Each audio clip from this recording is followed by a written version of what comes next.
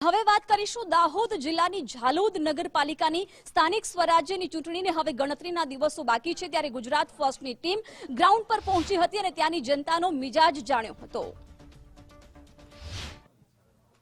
2 વર્ષના વહીવટદારના શાસન બાદ એકવાર ઝાલોદ નગરપાલિકામાં ચૂંટણી યોજાવા જઈ રહી છે ત્યારે ગુજરાત ફર્સ્ટની ટીમ ઝાલોદ પહોંચી છે। એના સ્થાનિકો છે, આપણે વાત કરીશું। શું માનો છો, ચૂંટણી આવી રહી છે આગામી સમયમાં, પાછલા સમયમાં શું સમસ્યાઓ જોવા મળી હતી?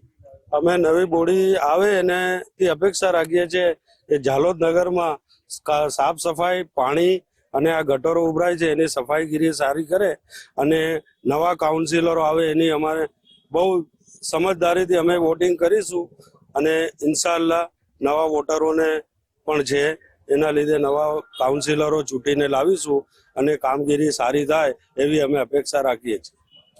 કયા સારા કામો થયા એવું લાગે ઝાલોદમાં તમને? ઝાલોદમાં સાહેબ દેખો, કામ તો કઈ નથી થયા। અમારે વારંવાર ગંદકી છે, પાણી છે, એ સમસ્યા રહી છે।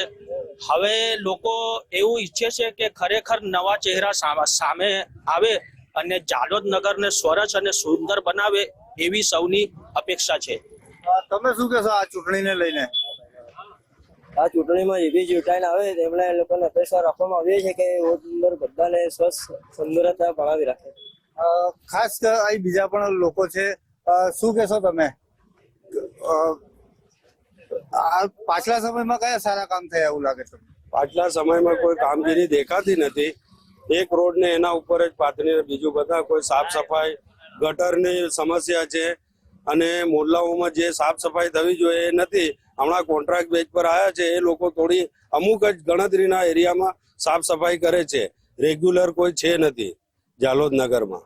ચોક્કસથી સાફ સફાઈની અભાવનો જોવા મળી રહી છે। શું કહેશો તમે, પાછલા સમયમાં કેટલી મુશ્કેલીઓ પડી, આવનાર સમયમાં શું અપેક્ષાઓ રાખો? નવા જે નિમાયનો આવે એમના માટે અમે એટલી અપેક્ષા રાખીએ કે હવે જે બોડી બને તે વ્યવસ્થિત રીતે કામ કરે અને અગાઉના સમયમાં તેમને કોઈ પણ જાતની તકલીફ ના પડે। તો ચોક્કસ જે મહત્વનો મુદ્દો રહ્યો છે સફાઈનો મુદ્દો જોવા મળી રહ્યો છે કે ઝાલોદમાં લોકોની એક જ માંગ છે કે સ્વચ્છતા અંગે લોકોની જે ફરિયાદો ઉઠવા પામેલી છે, આવનાર સમયની અંદર સ્વચ્છ ઝાલોદની નગરવાસીઓ માંગ કરી રહ્યા છે। સાબિર ભાભોર, ગુજરાત ફર્સ્ટ, દાહોદ। નગરપાલિકાની ચૂંટણીને લઈને ઝાલોદના મીઠા ચોક વિસ્તારમાં અત્યારે આવી પહોંચ્યા છે અને એના સ્થાનિકો છે, એક વડીલ છે। કાકા, શું નામ છે તમારું અને પાછલા સમયમાં ઝાલોદમાં કેવા કામો થયા એવું લાગે છે તમને?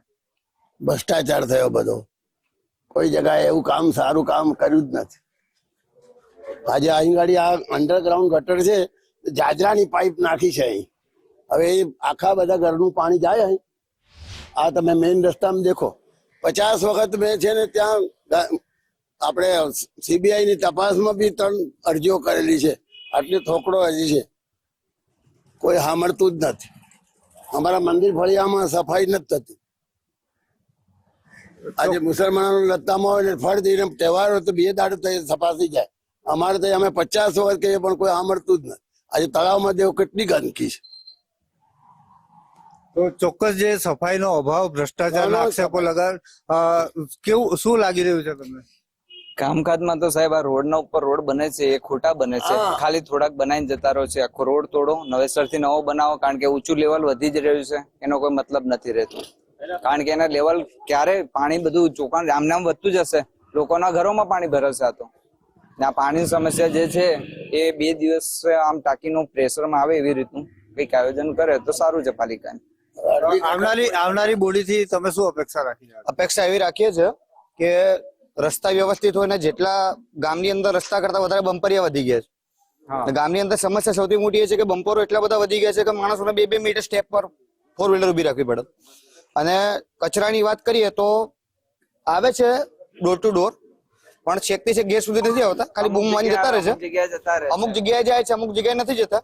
તો આવનારા જે કોર્પોરેટર છે એમની પાસે અપેક્ષા રાખીએ છીએ કે જે અમારી અપેક્ષાઓ છે પૂર્ણ કરે, કે રસ્તાઓ વ્યવસ્થિત રહે, નળ 2 વાર ટાઈમ પર આવે, પાણીની સમસ્યા છે, એ રીતની અમારી અપેક્ષા છે। શું કહેશો તમે? અમે ઝાલોદ નગરને ચોમાસા દરમિયાન બિલકુલ ખરાબ પાણી પીવા મળે છે। પીવાનું પાણી નહીં, ગટરના પાણી કરતા બી ખરાબ પાણી નળમાં આવે છે, એ પાણી લોકો નહાવા માટે ઉપયોગ કરે, પીવા માટે ઉપયોગ કરે. અહીંયા 2 વાર ફિલ્ટર પ્લાન્ટ બનાવ્યા, બંને વાર ફિલ્ટર પ્લાન્ટમાંથી એક ઢોલ પાણી લોકોને ફિલ્ટરનું આવ્યું નથી. ભ્રષ્ટાચાર એટલો બધો થયેલો છે. હવે અમારી એ અપેક્ષા છે આ નવી બોર્ડ ચૂંટાઈને આવે કે લોકોને ફિલ્ટર વાળું ચોખ્ખું પાણી મળે.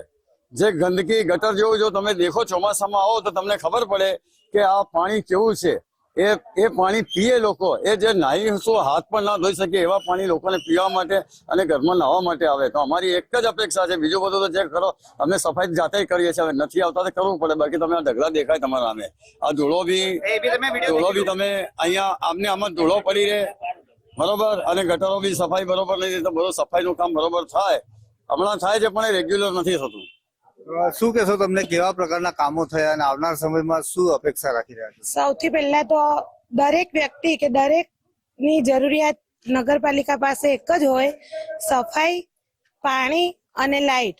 કે જે વસ્તુનું પબ્લિક વેરો ચૂકવે છે એ વસ્તુ માટે ફરી સફાઈ કરવા માટે અમારે પૈસા આપવા છતાં બી સફાઈ થતી નથી, બરાબર. અને એક રહ્યું સામાન્ય, કે જે સામાન્ય સીટ હોય કે જે લોકો ચોખ્ખું કામ બતાવવા માંગે છે એવા લોકોને તો આ લોકો આગળ આવવા જ નથી દેતા. એકને એક એટલે પુનરાવર્તન કરતા પરિવર્તન જરૂરી છે. અને નવું બોર્ડ આવે, એ લોકો અત્યારે એટલી બધી મહેનત કરે છે કે અમે આ કરીશું. તો એ લોકો જોડે એક જ આશા છે કે તમે આ 15-20 દિવસ અમારી પાછળ જેટલું બધું દોડાદોડી કરો છો એ 5 વર્ષ તમારે નહીં કરવાની, પણ આવતા 5 વર્ષ પછી આ ઇલેક્શન આવે તો તમારે કોઈએ પ્રચાર કર્યા વગર આનું આ બોર્ડ ફરી ચાલે એવી આશા અમે રાખીએ છીએ.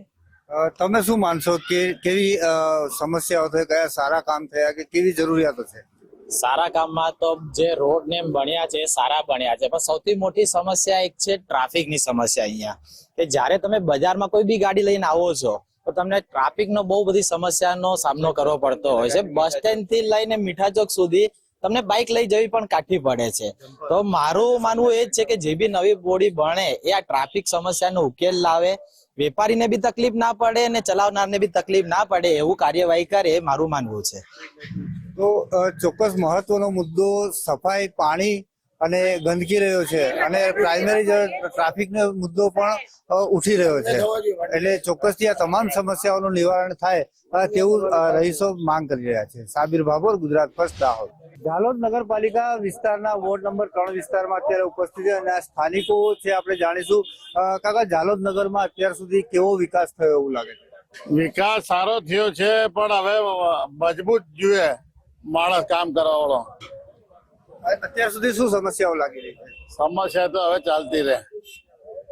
તો તમે શું માનો છો, કેટલી સમસ્યાઓ છે ઝાલોદ નગરમાં? બહુ પાણીની સમસ્યા છે, ગટરની સમસ્યા છે, ટ્રાફિકની સમસ્યા છે. આવનારી બોડીમાં તમે શું માનો છો કે કેવી બોડી ઈચ્છો રહ્યા છો? બોડી સારી આવી જોઈએ, કામ કરે એવી આવી જોઈએ.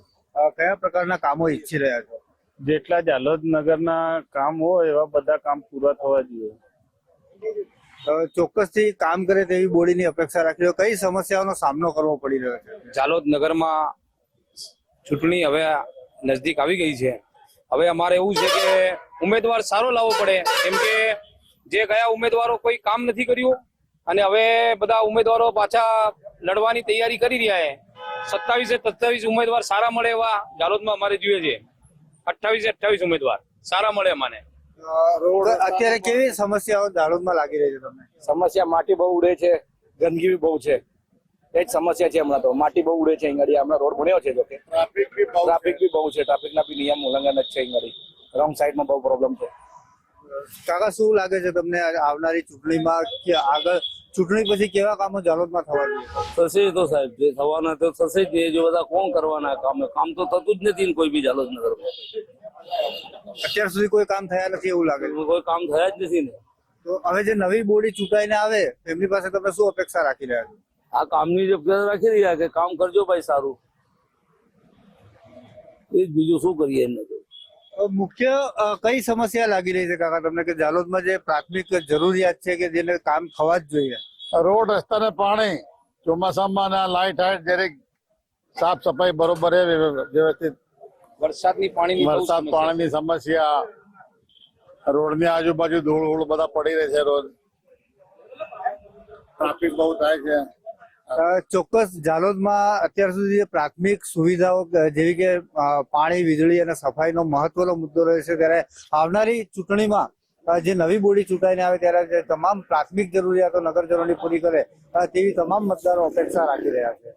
સાબિર બાબોર, ગુજરાત ફર્સ્ટ, દાહોદ.